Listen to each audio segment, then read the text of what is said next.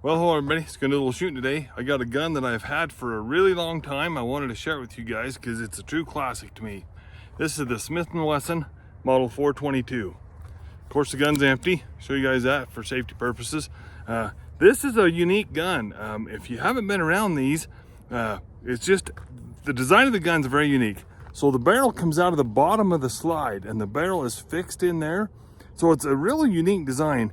To take the gun apart, there's a little spring in there you have to depress, and on the instruction manual it says take a spent 22 round, put in there, depress the spring, you pull this little wedge out, and then the slide and stuff comes off. So it's a very unique gun. I'll show you the controls on this side. So here's the slide release, and then here's the safety. They're really close together. So I think if a guy was going to like carry this, you know, as a trail gun or something, you'd want to kind of get used to where that safety is. For me, it's a little too far back to be ideal. You know, for me, the safety would be more up here, like on a 1911, and it's back there just a little bit. Still not bad. Of course, the slide release is right there with it, but still, it's fairly ergonomically to be carried. And this magazine release is in a unique spot. It's right there. So that is actually quite handy once you get used to it. It's just not like any other gun. You know, we're used to having a mag release up here on the side. So having it in the front like that is a little bit different. So the gun has got some really unique things about it. I have owned this gun since 1989. I've had it a long, long time. Got it as a gift from my dad. Thanks, Dad. Appreciate that.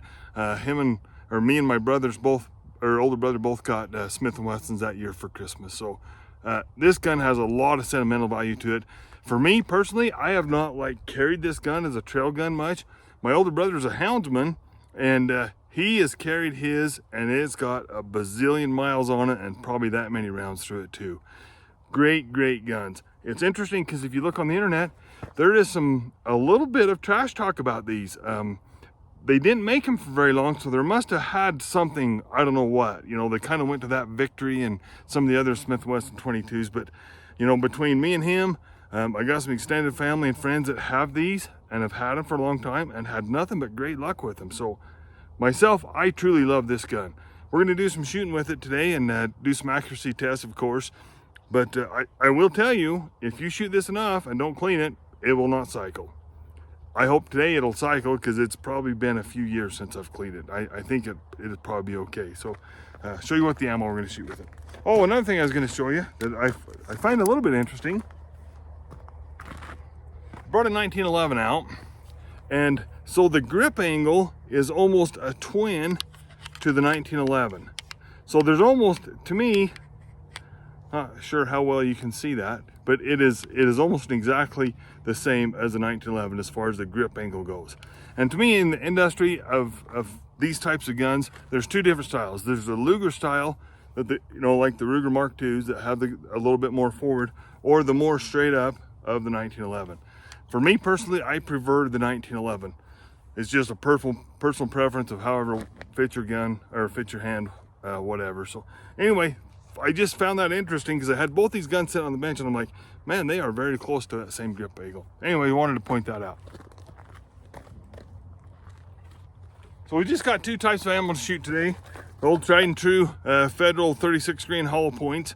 And I've been really interested in these Winchester Super X power points, they call them. It's a 40 grain hollow point. I'm really interested to see if it's going to cycle. I've got, you know, over the last few years, I've collected a few 22 semi-auto handguns, and general statement is there's a lot of them that are a little bit fussy. Mini mags seem to be the standard to go to. I've never remember having this gun having any cycling issues. I mean, I've shot some crappy old Thunderbolts and whatever else in it. So we'll see how it shoots these two types of ammo today. So all right, the first three shots we're going to shoot are the Federal 36 grain hollow points. Then we'll do three shots with the the Winchester Super X 40 grain hollow points. Here we go.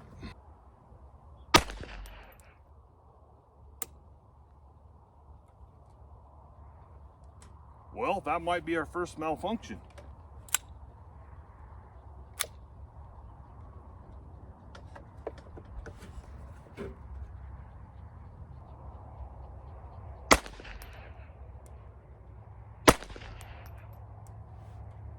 I think the reason that didn't feed is I maybe didn't have the magazine snapped in all the way, because I pushed it in and it felt like it maybe clicked into place. So that might have been the cause of the malfunction. But we're going to shoot 3 rounds with the Winchesters and we'll go up and have a look.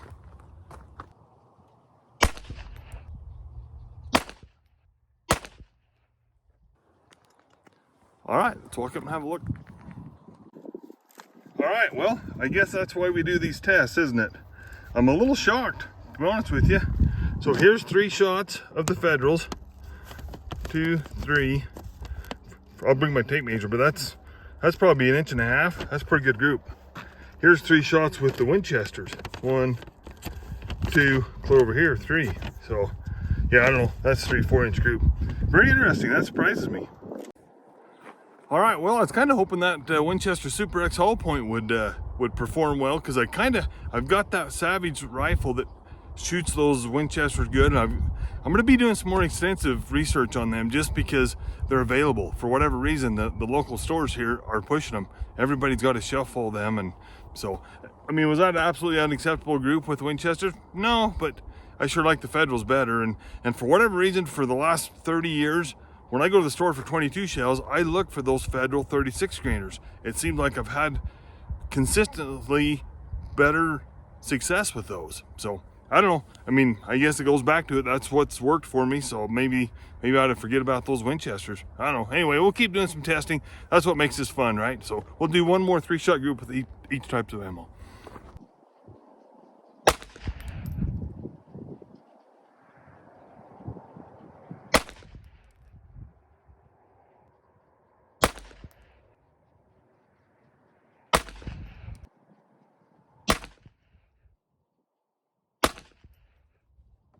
All right, let's walk up and have a look. Before we do, I'll just take a minute and ask you guys to please subscribe. Having fun with some growth on the channel. I actually looked at the analytics the other day, and I am about 5% of my viewers are subscribed. So odds are, if you're watching this, you're not subscribed. So I'd ask you to please do so, and we'll try to keep the channel growing. We'll go up and have a look at see what these groups are. Interesting thing, that 40 grain bullet versus the 36 grain bullet, I can feel the gun behaves just a little bit different. Of course, there's no recoil to a 22, but I can tell that 40 grain bullet maybe has a little bit more poop behind it. Anyway, let's go see what the groups look like. All right, well, that was certainly interesting. So here's the first 3 shots with the Federals, and then I got another one that's right in there. And for whatever reason, here's 2 more clear over there. So that was actually like a 4-inch group, but I had the 4 out of the 6 into 1.5 inches. Who knows, was that me? Possibly. And now the real interesting thing is these Winchesters. 1, 2, 3. You know, we talk about accuracy. I don't know how well you guys can see that. That is under 1 inch. That is phenomenal to me. When what's really interesting about this Winchester side of the target, I got 5 shots in about 1.5 inches. Oh, maybe slightly over 1.5 inches. Oops, I didn't have the camera at the right angle, but yeah, so there's 5 shots out of 6 and 1.5 inches. This is where the gun's hitting with the Winchesters. This was the loose nut behind the trigger. So yeah, I am super shocked about that. I'm actually really happy, because these are the ones I'm kind of wanting to go to. I don't know what's going on over here. That doesn't make sense to me. You know, I kind of thought the Federals would be a bit more consistent. But anyway, I am super happy with them Winchesters. Yeah, that's a great group. All right, well, that was certainly interesting. I am glad to see those Winchesters performing the way they are in this gun. With that first 3-shot group, I didn't expect that because I had that flyer, but obviously 5 out of 6, 1.5 inches or under 2 inches for sure. The gun is performing very well with that ammo. The Federals, I'm not sure what happened on that. Had a great group, and then not that great. But anyway, for this gun, those Federals or any of that ammo, just, it's fun to just go plink with it. So I just have such an affection for this gun. You know, gift from my dad over 30 years ago. I've kept it in mint condition. This will be a 22 that my grandkids will be learning to shoot handguns with. So I'm super excited about it. It's interesting that if you see these on the used gun rack, they're bringing them a pretty premium price. I haven't priced one for a long time, but man, I've seen them upwards of $500. Don't know that for sure. You just don't see these around very often. But anyway, I got a mag full of the Federals. We're going to shoot some steel downrange and have some fun with it.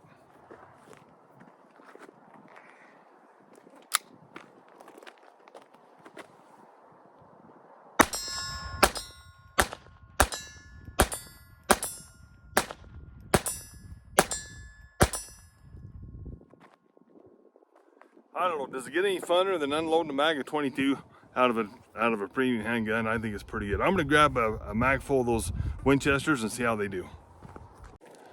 Alrighty, so got some of those Winchester power points, 40 grain hollow points we're gonna try. The gun seems to be running really good today with both these ammo. I want to put a couple mags through it with the Winchesters and just check for function. So we'll try to run some downrange at the steel.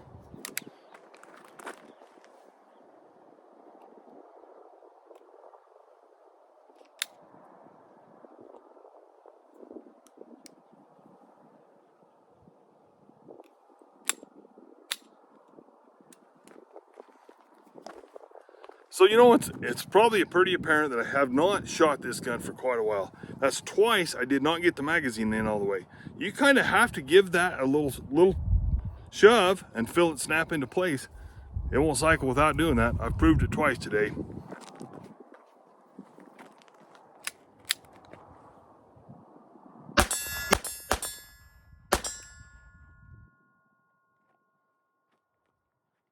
There's another malfunction.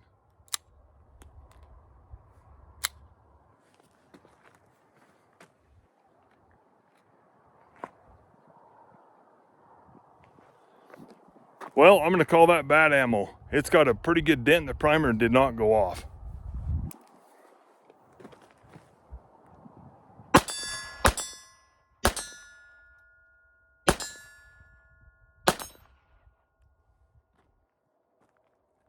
All right, well, I'm gonna grab one more round, or excuse me, one more mag full.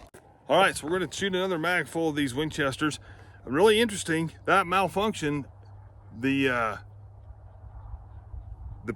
ammo had a primer strike on it, but it didn't go off. So hopefully you don't see that as a common thing with this ammo. All right, we're gonna try one more mag with these Winchesters. Make sure we don't, hopefully don't have any more malfunctions.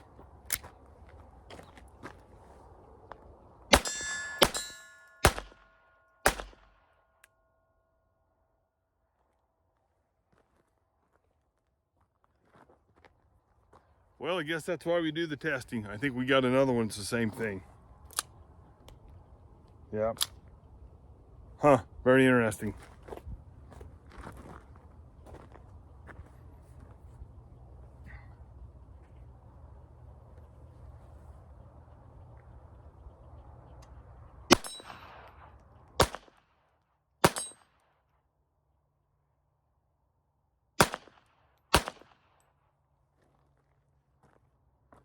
Well, I would say that ain't good performance. If that 22 ammo has a preference, like, you know, who knows, maybe what somebody call it's a light primer strike out of the gun. I don't remember having that on any of the other ammo, so maybe it's an ammo thing. So I don't know. Well, we're gonna wrap it up for today. Don't have a solution for it.